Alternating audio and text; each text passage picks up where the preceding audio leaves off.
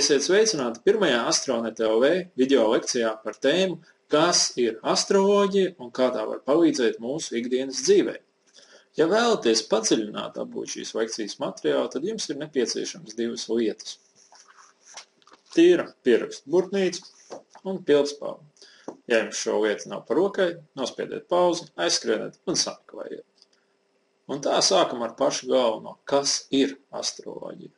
Pēc definīcijas astroloģija ir zinātne, kura pēta visuma ietekmi uz dzīvo, tātad uz mums cilvēkiem, suņiem, kaķiem un visu pārējo kokiem, un nedzīvo dabu.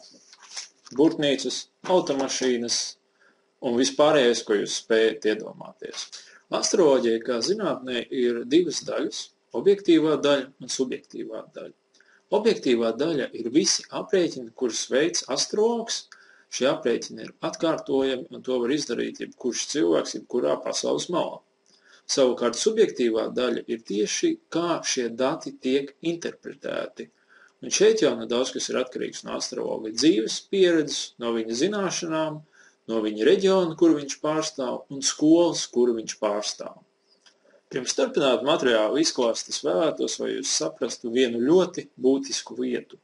Astroloģija ir sena zinātne, kuras saknes stiepjas vairāk kā 5000 gadu senā senatnē, tāpēc daudzas lietas mūsu rietumu pasaulē var būt nepieņemamas. Bet turiet savu saprātu apvērtu, un jūs drīz vien uzzināsiet, ka astroloģija ir brīnišķīga zinātne, kas ir izdzīvojusi cauri gadu tūkstošiem, neskatoties ne uz baznīcas vajāšanu, ne uz kariem, ne uz citām kataklizmām. Astroloģijai kā zinātnē ir 6 pamatvirzieni, kuriem vērts šobrīd ir pievērst iesākumā uzmanību. Un proti tie ir dzimšanas jeb natāla astroloģija, prognožu astroloģija, kur palīdz mums prognozēt dažādu dzīves notikumu attīstības gaitu, elektīva astroloģija, kur palīdz mums izvēlēties dzīves notikumu uzsākšanai vēlamo laiku, horārā astroloģija, kur sniedz atbildes uz ļoti specifiskiem un ļoti konkrētiem jautājumiem, jā, nē, kategorijās, medicīnas astroloģija, ar kuras palīdzību mēs varam uzlabot savu veselību un prognozēt slimības gaitu, kā arī mundālā astroloģija, kuras sniedz ieskatu valsts un globālu notikumu attīstības tendencēs. Sākam ar pašu pirmo – natālo astroloģiju. Tad natālā astroloģija strādā pārsvarā gadījumā ar cilvēkiem un viņu dzimšanas horoskopiem. Brīdī, kad jūs esat dzimis vai dzimusi, pie debesīm ir bijis konkrēts zvaigžņu planētu stāvoklis, kurš aizvien turpina ietekmēt jūsu dzīvi, nosakot to, kāds jūs esat. Natālā astroloģija var atbildēt praktiski uz šādiem galveniem jautājumiem. Jūsu raksturu, tās stiprās vājās puses, kāda ir jūsu emocionalitāte, cik svārstīgs vai nesvārstīgs savās emocijās esat, ar ko jūs pozitīvās emocijas vairāk ir saistīts un ar ko negatīvās emocijas. Kāds ir jūsu fiziskais ķermenis un kādas ir viņa vājās vietas? Kāds ir jūsu veselības potenciāls? Un, protams, nākošie galvenie ir sadzīviskie jautājumi. Natālā astroloģija atbild uz tādiem jautājumiem, kā piemēram, cik jūs veiksmīgs vai neveiksmīgs būsiet finansēs savā dzīves laikā, vai jūs kļūsiet vai nekļūsiet par miljonāru? Kādi ir labākie veidi, kā nopelnīt jums naudu? Protams, pasakot arī, kur tā nauda atrodas. Natālā astroloģija arī sniedz vispusīgu informāciju par jūsu spēju komunicēt, to, kā jūs komunicējat, kādus vārdus jūs labāk dzirdat un ar ko jūs vislabāk komunicējat. Bez tam natālā astroloģija diezgan skaidri parāda jūsu dzīves galvenos centienus, ko jūs vēlaties sasniegt karjerā, kāda karjera jums ir vispiemērotākā un kāds darbs jums ir vispiemērotākais. Viena no būtiskajām natālās astroloģijas lietām ir tā, ka viņi spēj pastāstīt visu par jūsu nākotnes partnerattiecībām. Kāds partneris jums ir nepieciešams laulības dzīvē, lai jūs justos komfortabli? Cik laulības jums galā dzīvē var arī būt, un cik jums būs un kādi bērni? Viņa pasaka iespējamo potenciālu. Bez tam natālā astroloģija skaidri noraksturos jūsu draugus, jūsu nedraugus, jūsu seksuālo dzīvi, cik tā ir intensīva vai neintensīva. Ja? Kādas problēmas šajās sfērās ir gaidāmas, un visu beidzot natālā astroloģija var pateikt, kādā veidā jūs mirsiet. aiziesiet no šīs dzīves uz citiem medību laukiem. Tas, ko neviens astrologs neteiks, tā skaitā arī es, ir, kad tas notiksies, jo astroloģija var dot tikai norādes par iespējamo nāves laiku, tāpatās arī par iespējamo notikumu attīstību, bet viņa nedod 100% garantiju, ka šie notikumi piepildīsies, jo eksistē daudz sociālajie faktori, kas mūsdienās ir ļoti spēcīgi jau, un eksistē gal galā arī kāds visuma radītājs, kura griba mums, diemžēl, ir pilnībā neizdibināma. Tad, kad mēs esam izpētījuši savu dzimšanas karti, noskaidrojuši savas stiprās un vājās puses, mēs varam ķerties klāt dažādām prognožu lietām. Prognozēt ar astroloģijas palīdzību iespējamo nākotnes notikumu attīstības tendences. Šis vārdiņš tendences ir ļoti svarīgs, jo pēc būtības astrologs ļoti reti, kad var pateikt, ka iestāsies konkrēts notikums. Astrologs var tikai minēt par iespējamām notikumu attīstības tendencēm. Un cilvēks atbilstoši zinot šīs tendences var koriģēt likteni sev vēlamā virzienā. Tendences sākas ar mūsu reakciju galvā uz konkrētiem notikumiem. Un ja mēs zinām, kāda šī reakcija var būt, laba vai slikta, mēs arī varam mainīt šos vienkāršos notikumus un padarīt savu dzīvi vienkārši labāk.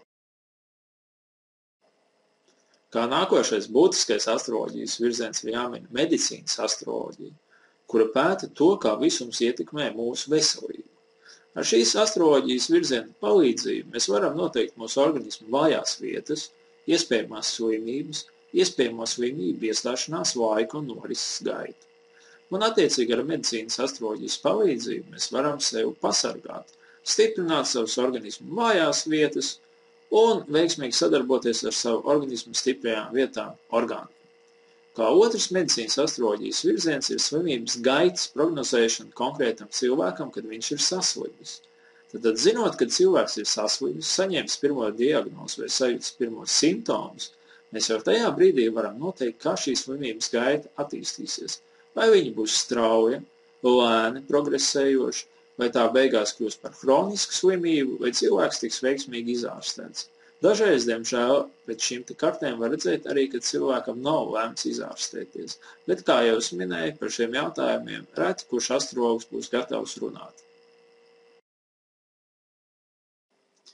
Dažreiz dzīvē mums ir nepieciešams saņemt atbildes ļoti konkrētu specifisku jautājumu jā-nē kategorijās.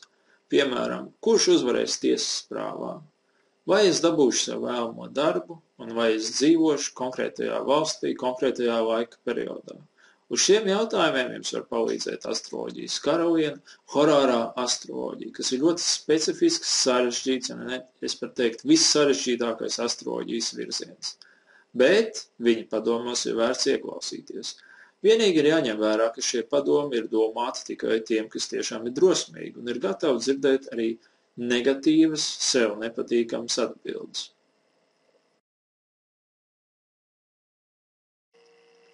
Brīžos, kad mums ir nepieciešams pieņemt lēmumu par kādas darbības uzsākšanu, mums palīdzēs elektīvā astroloģija. Piemēram, kad atvērt veikalu, kad atvērt uzņēmumu, kad slēgt kādu lielāku darījumu. Elektīvā astroloģija palīdz piemeklēt tieši šo te vēlamo laiku, balstoties uz aktuālo planētu atrašanās vietu pie debesjuma. Vēl viens astroloģijas virziens, kuram ir vērts pievērst īpašu uzmanību, ir sinastrija astroloģija. Šis astroloģijas virziens pēta sadarības starp diviem cilvēkiem, raksturo šo cilvēku stiprās un vājās puses, kur viņi var sadarboties un kur labāk viņiem nesadarboties. Īpaši bieži šo sadarības analīzes veids gadījumos, kad cilvēki plāno precēties, un tiek iepriekš jau noteikts, vai viņiem to ir vērts darīt, vai varbūt tomēr nesteigties ar lēmumu pieņemšanu par kāzām.